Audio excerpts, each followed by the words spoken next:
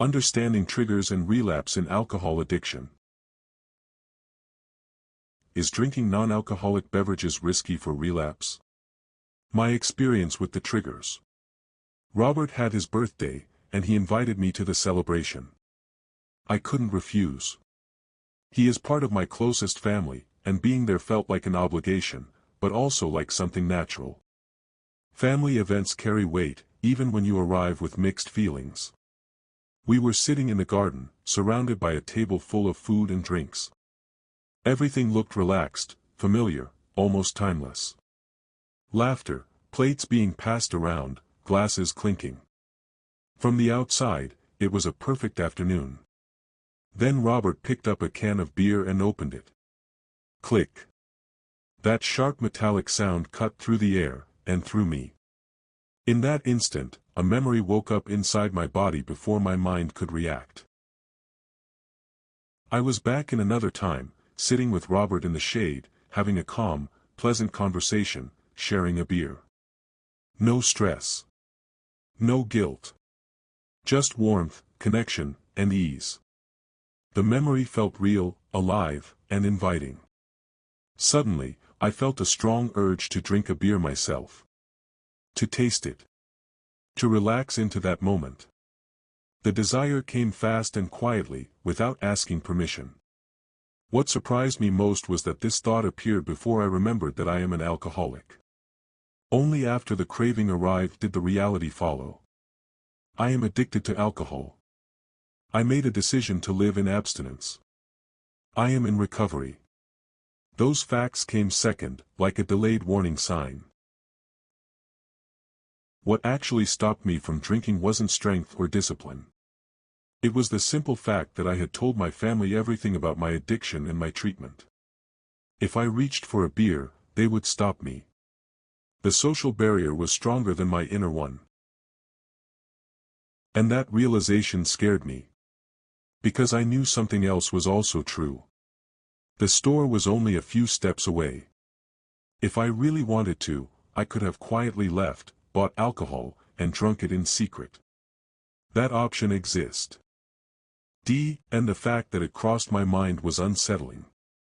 I sat there, smiling, nodding, participating in conversations, while inside I was negotiating with myself. This is what addiction looks like from the inside.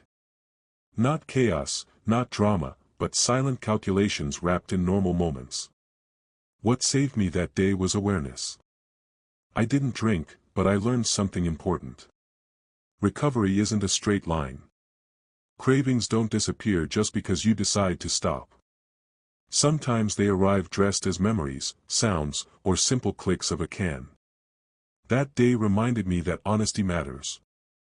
Telling my family the truth created a safety net when my own will was shaky. And it reminded me that vigilance is not fear, it's respect for reality. I left the garden sober, grateful, and humbled. One click was enough to show me how close the edge can be, and why choosing abstinence is a decision I must renew, again and again.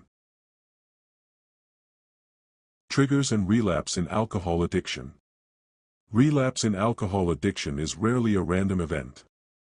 It is often closely tied to triggers, stimuli in the environment or within the mind that provoke a return to drinking. These triggers can appear in both negative and positive emotional states.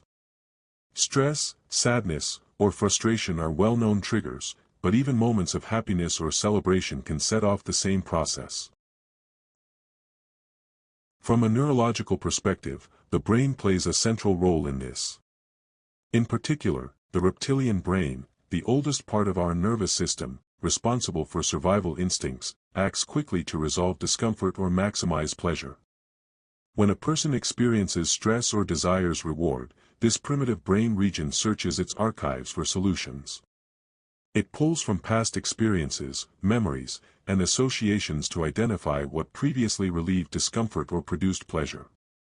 These memories are not isolated to a single brain area.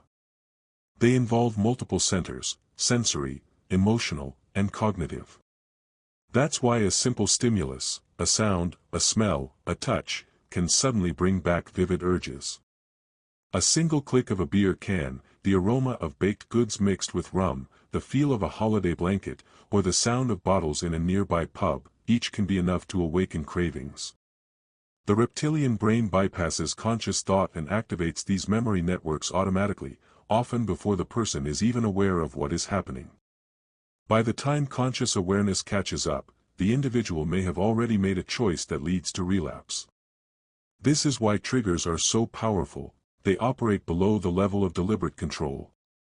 They can be visual, auditory, tactile, or olfactory, and they often carry strong emotional resonance.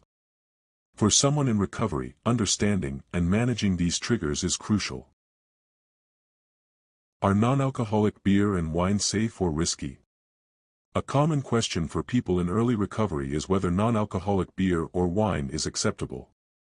After stopping drinking, many former drinkers look for substitutes, non-alcoholic beers and wines, sweetened or carbonated beverages, or other ritual drinks. Opinions on this vary widely. Some see non-alcoholic drinks as a harmless replacement, a way to maintain social rituals without drinking alcohol. Others view them as dangerous, because they can trigger the same thought patterns and associations that led to addiction. Even a single sensory cue, the shape of a bottle, the sound of a can opening, can prompt the brain to recall past drinking experiences. If the cognitive patterns associated with addiction are not yet reorganized, these cues can be extremely powerful. In that context, drinking non-alcoholic beer or wine may be too risky, because it keeps the brain engaged in the same memory networks that drove alcohol use in the first place. It's important to understand that the danger does not come from the presence of alcohol itself. Instead, it comes from the collection of cues and associations that trigger cravings. These cues can destabilize abstinence, making relapse more likely. From a clinical perspective, it is often recommended to avoid non-alcoholic alcoholic beverages entirely. For someone in recovery, the safest approach is to remove alcohol and alcohol-like cues from the immediate environment. Sugar and other substitutes are temporary solutions. Many recovering individuals turn to sweetened or carbonated beverages as substitutes for alcohol. This is often an attempt to replicate the sensory pleasure or ritual of drinking. While this approach may seem harmless, it comes with its own risks. Sugar and carbonation can create a mild reward in the brain, temporarily satisfying cravings for something enjoyable. However, this does not address the underlying patterns of addiction. In many cases, the substitution simply shifts the addictive focus, rather than resolving it.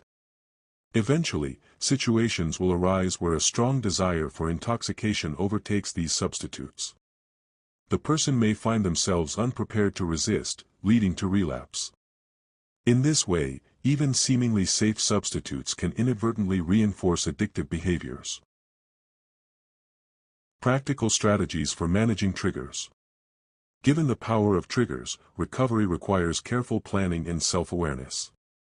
Some practical strategies include: 1. Environmental control. Remove easy access to alcohol. Avoid stores, bars, or social situations where drinking is common, at least during early recovery. 2. Avoiding cue-based substitutes. Do not rely on non-alcoholic beer, wine, or sugary beverages as coping mechanisms. These can unintentionally maintain addictive thought patterns. 3. Mindful awareness. Learn to notice triggers as they arise. Even small cues, a sound, a smell, or a visual prompt, should be acknowledged and consciously processed. 4. Cognitive replacement. Replace alcohol-focused memories with alternative, healthy responses to stress or pleasure. Engage in hobbies, social connection, or physical activity to redirect the brain's search for reward. 5. Support networks. Share the recovery journey with family, friends, or peer groups. Honest communication about triggers and cravings creates accountability and support, which strengthens abstinence.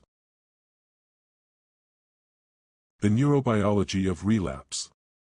It is important to remember that relapse is not a moral failure.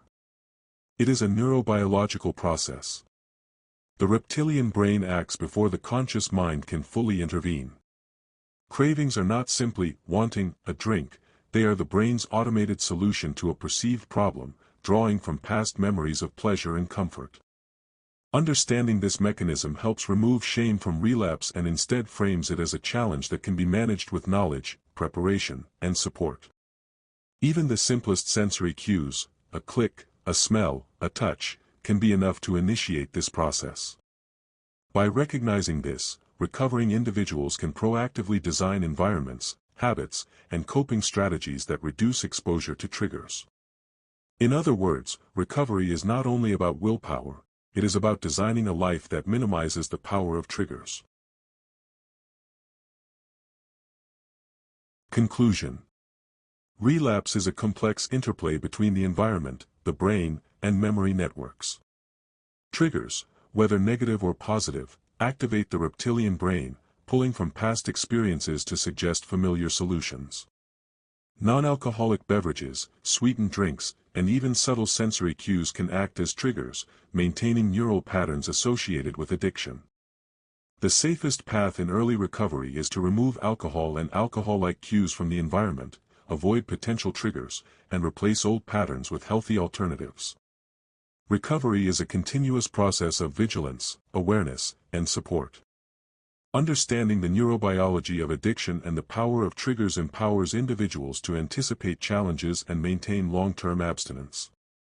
By approaching recovery with knowledge, preparation, and honest self-reflection, the cycle of relapse can be broken, and the brain can gradually rewire itself for healthier, sustainable patterns of reward and comfort.